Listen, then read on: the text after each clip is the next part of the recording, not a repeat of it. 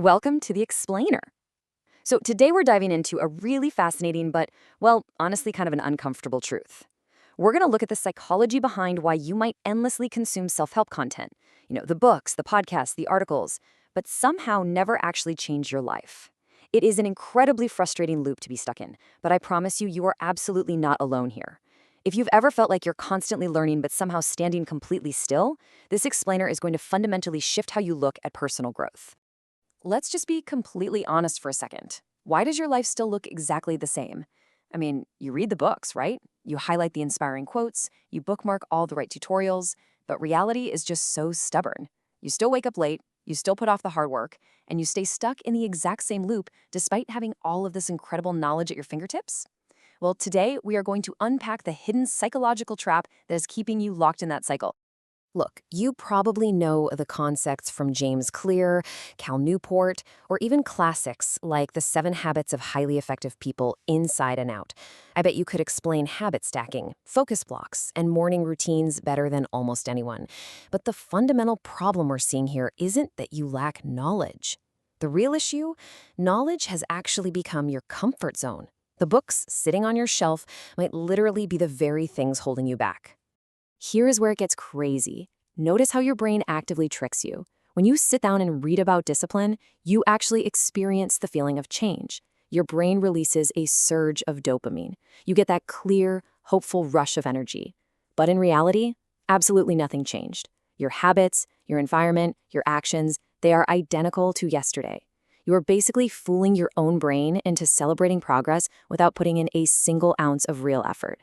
And why does your brain do this? Because that dopamine hit you get from reading costs you absolutely zero risk, zero discomfort, and zero chance of failure.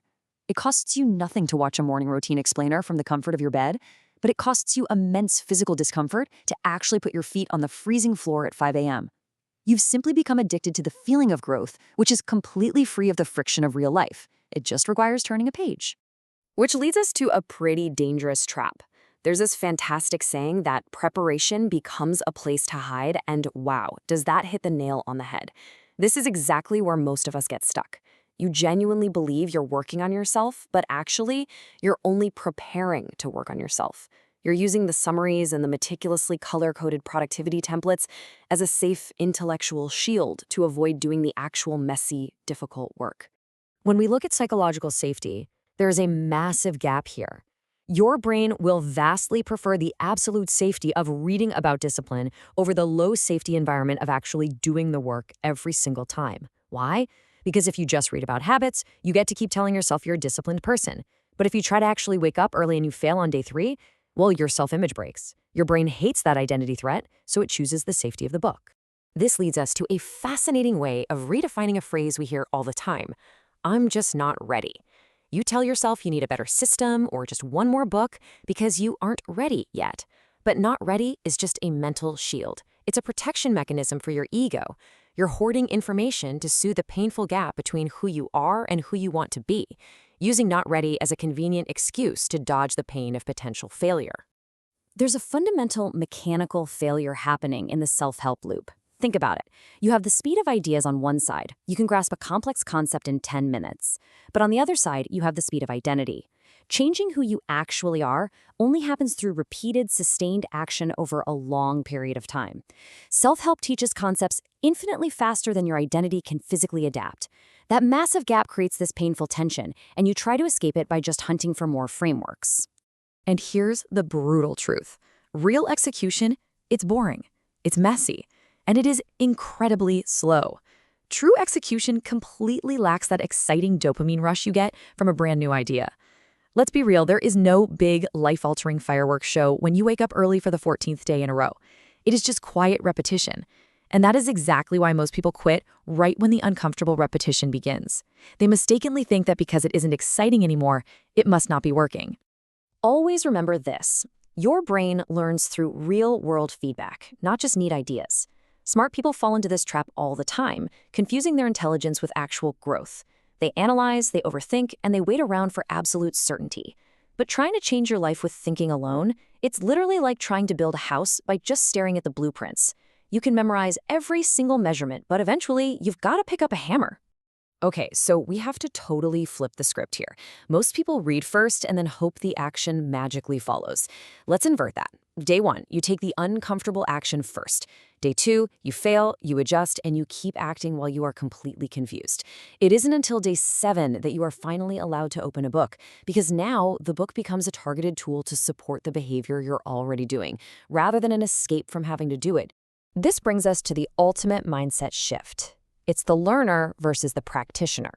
Learners stay super comfortable, right? Just consuming information and waiting for clarity to strike them. But the second you define yourself as a practitioner, the whole game changes. Practitioners repeat behaviors, they fail all the time, and crucially, they earn their clarity through motion. Practice demands real-world proof. You act while confused because clarity always follows action. We also really need to radically change how we read. We have to stop reading for inspiration and start reading for friction. If a book makes you feel highly motivated tonight, but it doesn't change a single thing you actually do tomorrow morning, that was just entertainment. It wasn't growth. Real growth feels awkward. You should be deliberately looking for the friction, things that challenge your routine and force you to actively adjust. To actually put this into practice, here is a hard and fast integration rule that most people completely ignore. One idea, one action, 7 days. If you read a chapter of a book right now and you can't name a single specific behavior that you're going to repeat for the next week, close the book immediately. You aren't ready for more information yet. You desperately need integration. Stop consuming until you've actually applied the last thing you learned. So to break out of this loop, your lifestyle actually requires a pretty uncomfortable imbalance. Your real-world output and production has to absolutely dwarf your consumption. Self-help can so easily become this cozy lifestyle, listening to a podcast on a walk, reading a chapter before bed. It feels productive, but it's entirely passive. Real growth means tipping those scales. If you are consuming more than you are producing, you aren't growing. You're just hiding behind other people's ideas. This next part might honestly be the most liberating advice in the entire process. Stop collecting your problems like they're trophies. You don't need to fix your motivation, your confidence, and your focus all at the exact same time. Just pick one behavior, just one, and fix it badly. Don't overhaul your entire life by tomorrow morning. Just pick one tiny thing, like drinking a glass of water when you wake up, and do it. The goal isn't perfection. The goal is just to weaken your overthinking. Doing this means we have to completely rethink boredom. We usually run from it, right? But boredom is actually the absolute highest level of self-improvement. You have to act as the person you want to be until doing that hard thing daily becomes incredibly mind-numbingly boring. Why? Because boredom is the biological signal that the change has finally locked in. It means your brain has fully accepted the new habit as its automatic reality. So here is the stark reality laid out as plainly as possible. You do not need another book. The magic pill isn't sitting on a shelf at the bookstore waiting to be discovered.